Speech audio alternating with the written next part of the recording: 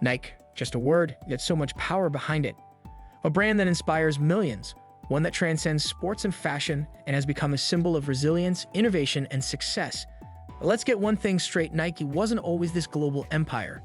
In fact, it had one of the most humble and uncertain beginnings imaginable. So how did it all start? Having a small company born in the trunk of a car revolutionized the world of sports and become the giant it is today. This is the story of Nike, a story filled with passion, failures, and an unbreakable drive to never stop pushing forward. And if you're passionate about success stories like this, make sure to hit that like button and subscribe for more inspiring journeys. In 1964, a man named Phil Knight was fresh out of college, full of dreams but without much direction. His passion? Running. His idea? To create affordable yet high-quality running shoes. At the time, he had no intention of building a global powerhouse. All he wanted was to help athletes perform better by giving them the shoes they deserve without breaking the bank. Little did he know, this simple goal would be the spark that ignited the multi-billion-dollar empire we now call Nike. Now, Phil didn't start this journey alone.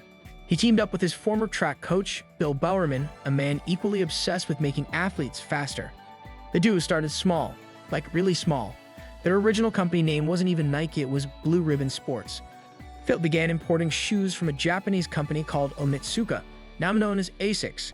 They'd buy these shoes, sell them out of the trunk of Phil's car at local track meets, and hope to make enough profit to keep going. It wasn't glamorous. There was no fancy headquarters, no marketing budget, no legions of fans. Just two guys, a car, and a dream. But let me tell you, even dreams, this big face brutal reality checks. In those early years, success was far from guaranteed. Phil Knight at one point was even working as an accountant to keep Blue Ribbon Sports afloat. Imagine the CEO of Nike sitting behind a desk, crunching numbers to make sure he could pay for his next shipment of shoes.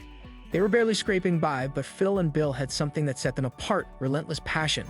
They were determined to make it work no matter the odds. One of the biggest challenges they faced: the relationship with Onitsuka.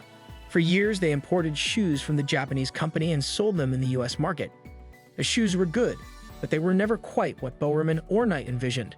They had ideas to make them better, but they didn't have full control.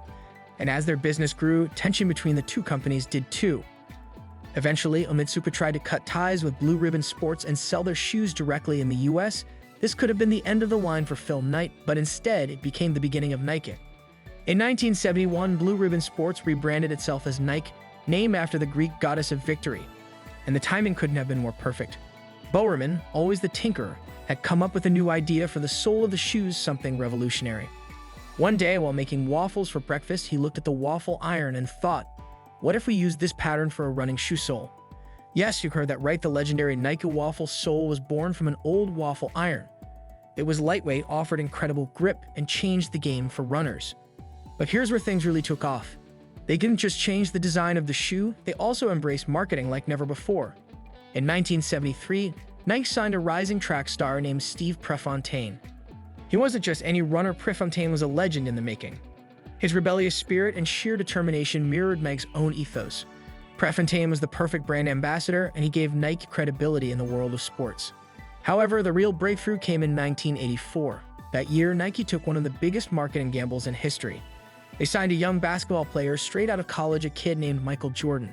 Nike created the Air Jordan line, and the rest is history. The shoes didn't just perform well, they became a cultural phenomenon. Every kid wanted to be like Mike. Air Jordans weren't just shoes, they were status symbols, blending sports, fashion, and culture in a way no one had ever seen before. What made Nike stand out wasn't just their products, it was their approach to branding. Nike understood that they weren't just selling shoes, they were selling an idea, a dream.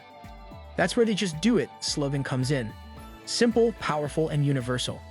Whether you're an athlete pushing your limits or someone just trying to make it through the day, those three words hit home. The phrase was introduced in 1988 during a Nike campaign, and it immediately struck a chord with millions. Just do it wasn't about being the best, it was about taking the first step, trying and not giving up. But success didn't come without its challenges. As Nike grew into a global empire, it faced criticism too. In the late 1990s, reports surfaced about poor working conditions in some of its overseas factories. The media storm that followed could have sunk the brand. But Nike took responsibility and made changes. They became more transparent, improved factory conditions, and developed sustainable initiatives. It was a tough lesson, but one that only strengthened their brand. Today, Nike is known not only for its innovation in sportswear, but also for its commitment to social and environmental causes. Over the decades, Nike hasn't just stayed relevant, it's led the way. From sponsoring world-class athletes like Serena Williams, LeBron James, and Cristiano Ronaldo to embracing new technologies like self-lacing shoes and Flicknit, Nike keeps pushing the boundaries. They don't just follow trends, they set them. And let's not forget about how Nike has adapted to the digital age. Their app isn't just about selling shoes, it's a whole experience. From personalized workout plans to exclusive releases, Nike knows how to connect with their audience in ways that go beyond traditional advertising. What's the secret to Nike's success? It's a combination of vision, relentless innovation, and an understanding of what people want, not just athletes, but everyday people. They create products that inspire confidence and tap into the human desire for greatness. Whether it's a kid lacing up his first pair of Nikes before a basketball game or a marathon runner choosing them for their next race, Nike's impact is deeply personal.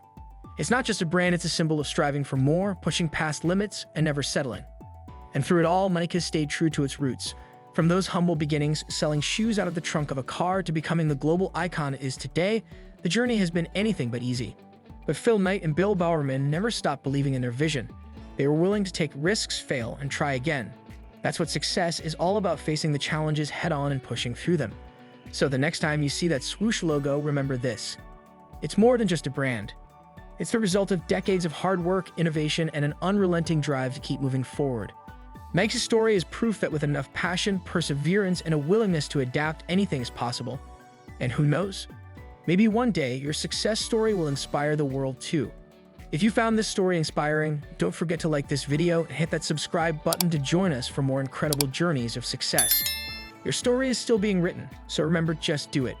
And before we wrap up, let me leave you with one final thought. Success isn't a straight line. It's messy, it's challenging, and it's full of setbacks. But if Nike's story teaches us anything, it's that the bumps along the way make the victory even sweeter. Keep pushing, keep striving, and one day you'll look back and realize that those struggles were the stepping stones to your own success. Thank you for watching, and we'll see you in the next success story.